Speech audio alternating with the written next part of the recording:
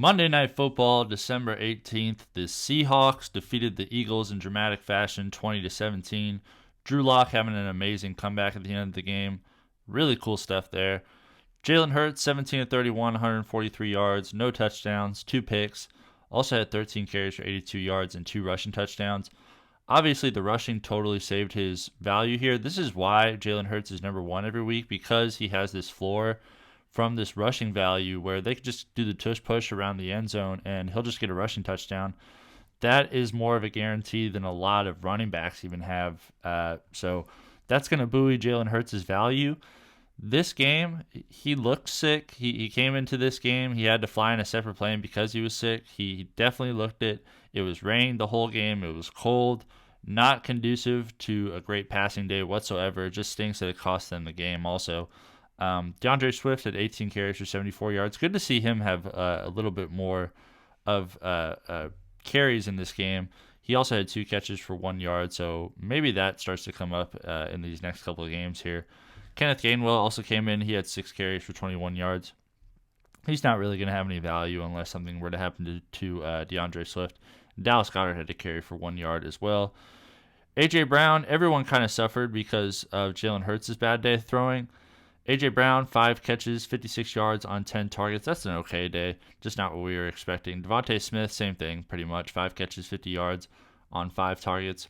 Dallas Goedert had 4 catches for 30 yards on 9 targets. This is what I expect the division to be of targets in this offense, like mainly A.J. Brown with some DeVonta Smith and Dallas Goedert kind of trading off who's going to be number 2 in targets for that week, and hopefully DeAndre Swift starts to get a little closer to that too.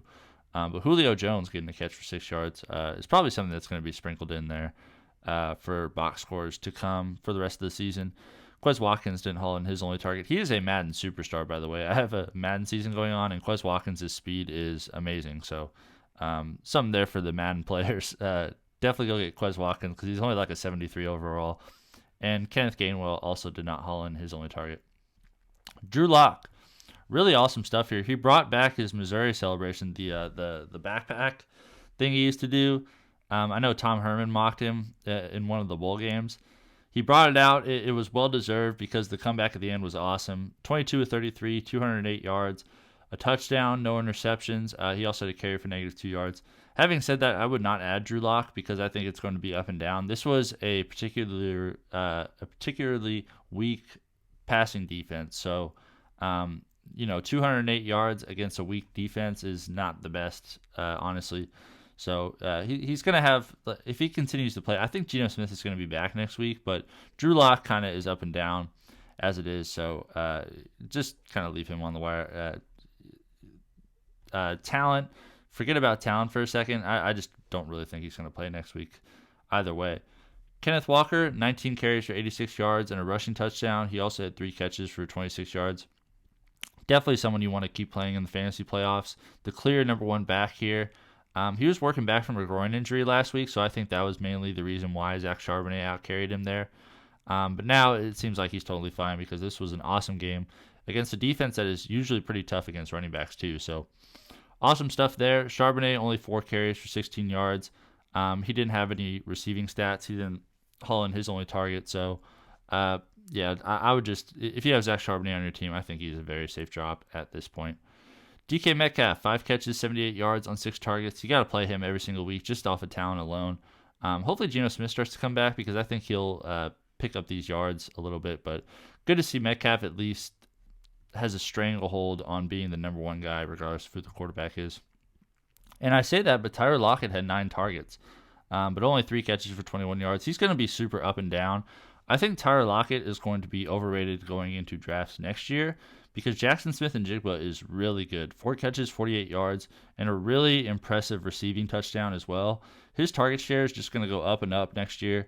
Him and Metcalf are going to be the clear 1 and 2, I think. Probably 1A and 1B, I would assume. That's how talented Jaxon Smith-Njigba is. And with Tyler Lockett getting older, I think he's going to mainly just be a deep threat.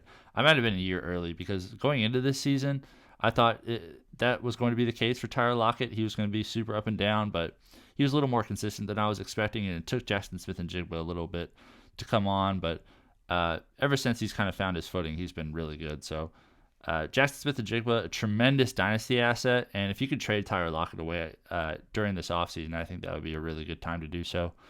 Noah Fant, 3 catches, 16 yards on 5 targets. I wonder if his role will start to develop a little bit more. But they seem to be pretty content with this 3 tight end group here, with Will Dissly, 2 catches, 9 yards on 2 targets, and Colby Parkinson also working in there, 1 catch for 6 yards.